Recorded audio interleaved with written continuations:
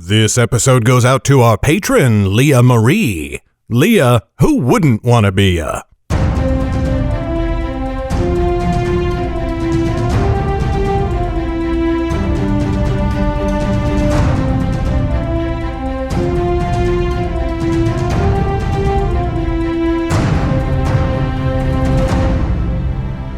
Hi there, Garrett Robinson here.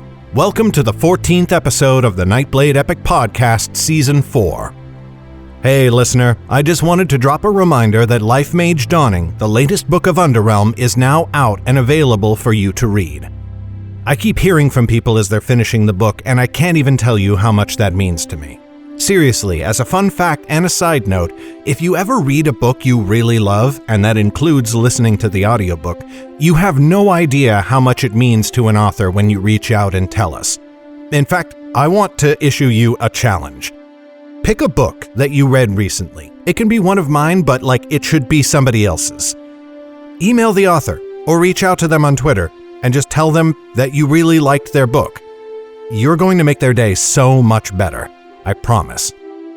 Hey, as another side note, one way of telling me what you think about my books is by reviewing them online. So if you've already read Life Mage Dawning, it would be incredibly helpful if you could go leave a review on Amazon or Goodreads.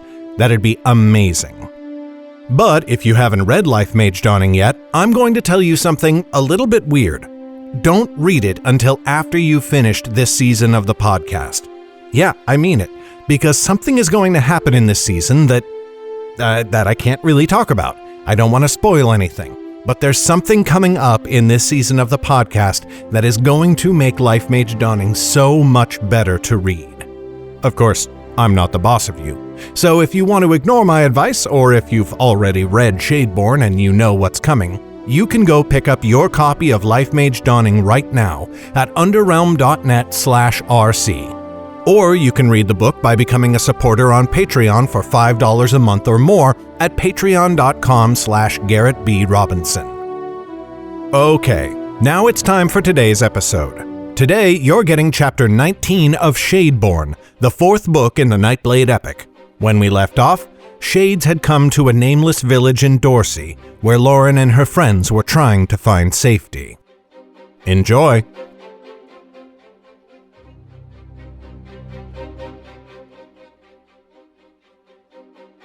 Shadeborn, Chapter 19. Shades, she whispered. We have to go, said Chet, and she could hear the panic in his voice. This village, the people, said Lauren, but she did not know what to do. Certainly they could not do anything from here without their horses and the others. We must tell Zane and the children. Come. Now they ran as fast as they could, feet pounding along the dirt streets, their cloaks flying behind them in the night. They nearly ran over one or two passers-by, who shouted after them, but they never slowed to listen. The front door of the inn slammed into the wall as they threw it open, and everyone in the common room fell silent and turned to look at them. Riders, said Lauren, dozens of them, with arms and armor, coming from the west. She found Zane's gaze and held it, and he understood at once. He rose from the table while Crastus rose and began shouting orders at the others in the room. Lauren and her party ran to gather their supplies, while outside the Dortian villagers mustered themselves in case there was a fight. They found us, said Jem, voice quivering. Annis took his hand. That is unlikely. If they were so close behind us, we should have seen them days ago. Likely these riders came from the south or some other direction entirely. They do not know we are here, and will remain ignorant if we leave at once. That is our course, said Lauren. Bring your things to the horses as quickly as you can. Jem and Annis, see to mine, and help Zane with his as well. Mount up as quickly as you can, and ride east. Chet gave her a look. You speak as if you will not be with us. I will be just behind you, said Lauren. I must find out what the Shades know, if indeed they are aware we are here already. Once I find that out, I will come running out the eastern end of the town, and you had best have midnight ready for me. That is far too dangerous, said Annis, and it is a worthless piece of information next to your life. Whether they know we are here or not, our path seems the same. Ride for the east until our horses drop." "It makes all the difference," said Lauren. "If they know where we are, we must learn how, or we will never evade them. And there is no time to argue this. To the horses, now." She went running from the room, but Chet was on her heels. When she turned to him, he shook his head. "There is no time to argue with me either. I will come with you. I'm as sneaky as you ever were, and two are safer than one." Lauren nodded, and they went off. First, Lauren went to Midnight and took her bow from the saddle, strung it, and slung it on her back. Then she led Chet back the way they had come through the village. By the time they reached the west end again, the shades had come to a halt just beyond the buildings. There were more than she had seen before, scores and scores of them. She shook in her boots as she recognized Rogan at their head. Chet joined her in cover behind the edge of a house, Lauren thanking her stars that they had not been seen. Rogan sat high in his saddle, his horse covered with thick plates of armor, the same as he was. His helm left his face exposed, but chainmail hung from the back of it to cover his neck. She remembered the tattoo on the back of Triskin's neck, the tattoo that had kept him alive, and which Jordell had destroyed in order to kill him, though at terrible cost. They had missed some words between the shades and the villagers already, but now Rogan was speaking. "We will not turn back. All my life I have heard fine tales of Dortian hospitality, and I will not be greeted with anything less. Or would you have me spread tales of your dishonor to the neighboring towns?" "We have no room for so many," said a man from the village. He was somewhat older than Lauren, though still young and hale, and he stood forwards from the rest of them as though he were their leader. "If you must rest for the night, we shall not begrudge you that. Only do it beyond the town's borders, in the fields outside." Rogan studied him. Tall and strong the man might have been, but before Rogan he looked like a child. The shade captain rolled his shoulders, and when he spoke it was as though he had not heard. "We are looking for someone," he said. "A girl. She is young and clad in a black cloak. If you came close enough, you might remark upon her eyes, for they are a bright shade of green. Has anyone seen such a girl?" There was quiet for a moment, and some of the villagers shifted on their feet. Lauren saw Crastus among them, and his boy Ham standing next to him, look at each other. But no one spoke any word. "Come now," said Rogan. "She would have passed through recently, no more than a few days ago if she came here at all. Certainly someone would have remarked upon her passing." "As I said, take your horses back out into the plains and stay the night there," said the man who had spoken before. "If you wish, some of your men can come and buy supplies in the town." Rogan pursed his lips. Then, with more speed than Lauren would have guessed from his massive frame, he slid from the saddle. The townsfolk took half a step back at that. He came forwards, and Lauren saw the axe slung across his back. It was huge. The head of it was at least half again as wide as Lauren's torso, and she doubted she could wrap her hands around the haft. The villagers were backing up slowly now, but the man at their head did not falter. Instead, he took a step forwards and hefted the club in his hand. Even he must have realized how frail he looked before Rogan, but he did not turn away. "Leave here now," he said, and his voice was strong. "You are not welcome." Rogan's hand flew to the haft of his axe, and it sprang from his back in a flourish. He did not strike the man with it, but swung it into both hands and sent the butt into his chest with a thunk. The man fell to the ground, gasping, and Rogan seized the back of his collar. He dragged him up to his knees, then brought the axe around again until the blade was pressed to his throat. "I will ask again, since hospitality has failed us all," said Rogan. "I look for a girl in a black cloak with green eyes. Who has seen her?" The rest looked at each other, and for a moment Lauren thought they might answer. But Rogan did not wait. The axe jerked, and the man's throat spilled blood out into the dirt. Some in the crowd screamed, and they all drew back as though from a burning flame. "Take the town," said Rogan. "Collect the children." Chet was tugging at her arm, but Lauren stood unmoving. She felt the urge to run with him, to flee to the others and leap atop Midnight's saddle and ride off into the night. But these people would die under the swords of the shades, and all to find her. She remembered the boy they had found in the birchwood. "Are you her?" he had asked her, for he could not see Lauren through the sockets where his eyes had been. Lauren threw off Chet's arm and stepped out into the open, drawing her bow from her back. "Rogan!" she cried. "I am here!" Everything stopped at once. The villagers looked at her in fear, their faces orange in the light of their torches. But Rogan looked at her like a wolf looking at a meal, eyes glittering. "Lauren of the family Nelda," he said, almost sweetly. "We meet at last. I have eagerly awaited this moment." "Let them be," said Lauren.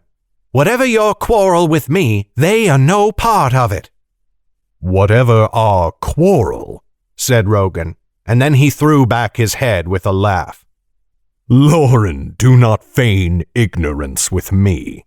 It says you think ill of my wisdom, and that is the height of bad manners. Do you think we would let you live to reveal what you know to the mystics who hold your leash?" "No one controls me. No one commands me," said Lauren. "And you cannot win whatever you might do here. Word of your coming will already have spread through Selvin at least, and has likely already reached the mystics' ears. They will find you and crush you in your infancy before your plans ever bear fruit." All of Rogan's false courtesy vanished in an instant.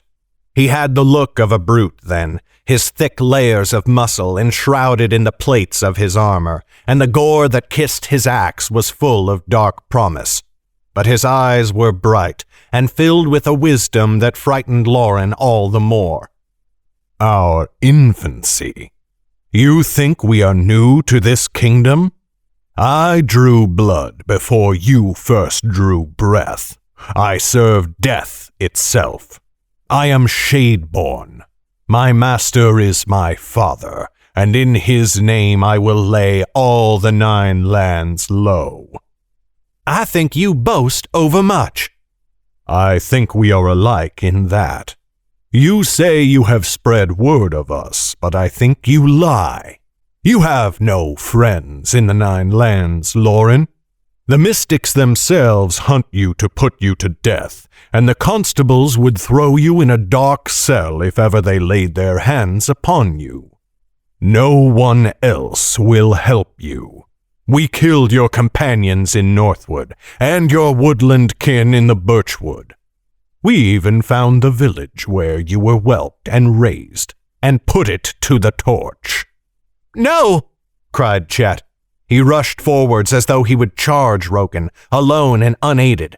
But Lauren seized him and held him, and when still he struggled, she twisted his arm back until he winced. "He baits you," she hissed.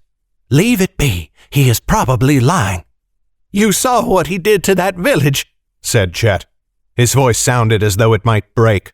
She knew he was thinking of his father, who had remained behind when Chet had left. "Your companion shows more spirit than you do," said Rogan.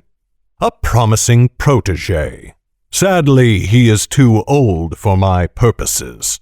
But there are many others here who will serve the master well. Take them. I will deal with the girl." The shades at his back moved at last, jumping from their horses and charging at the villagers. The townsfolk raised their weapons, but as in Northwood, they were a rabble facing trained soldiers, and they were cut down. Lauren saw them hack apart everyone within reach, until the ones left standing turned to flee. But they did not kill the children. Her heart stopped as she saw them pause, lower their blades, and seize any child they saw by the arm. Then they threw them over their shoulders and began to carry them back to the horses. One of them took Ham, the innkeeper Crastus's son. The boy screamed with tears pouring down his cheeks as the shade carried him away. Lauren could not see what had happened to Crastus. "Lauren!" cried Chet. She saw that she had stood frozen too long. Rogan was almost upon them. Instinct took over, and she snatched an arrow from the quiver at her hip, the way that Albern had taught her. She drew and fired, aiming low, and by good fortune the shaft buried itself in the joint between his thigh and his hip. Rogan sank to one knee with a grunt, but soon fought his way back up, snapping the arrow off where the fletching stuck out. "Run!" she cried, and then turned to follow her own command. They vanished between the buildings in the village, Rogan limping after them. "Fly, little girl," came his booming voice through the night. "Fly and leave these innocents to die in your place. The bodies at your feet will stack higher and higher until they wall you in, and there is no place left to flee from us." She had hoped the shades would come after them, but she should have known it was a futile wish. They stayed behind and cut down everyone before them, even those who did not fight. Panicked glances over her shoulder showed her more children being carried off, slung over the shades' shoulders, or simply dragged screaming by their scrawny limbs. Just beyond the village's eastern edge, they found the others waiting for them, eyes wide with fright and horses ready to run. Together Lauren and Chet climbed into their saddles. For one brief moment they stopped to look back. Some of the buildings were burning in a bright red blaze that spread from roof to roof. The air was filled with the screams of townsfolk, silenced with sharp brutality, and the screams of children, which lingered on and on until they faded into the dark. "What happened?" said Jem. He sounded as though he might start crying at any moment. "I cannot say it," said Lauren. "If you value a friendship, never ask me again. Turn now and ride." They did, while the nameless village died at their backs. This has been a production of Legacy Books, written and narrated by Garrett Robinson. The music in this podcast was created by Will Musser. Check out his incredible work at willmusser.com. That's WILLMUSSER.com. Today's letter is T. Thank you for listening. Bye-bye.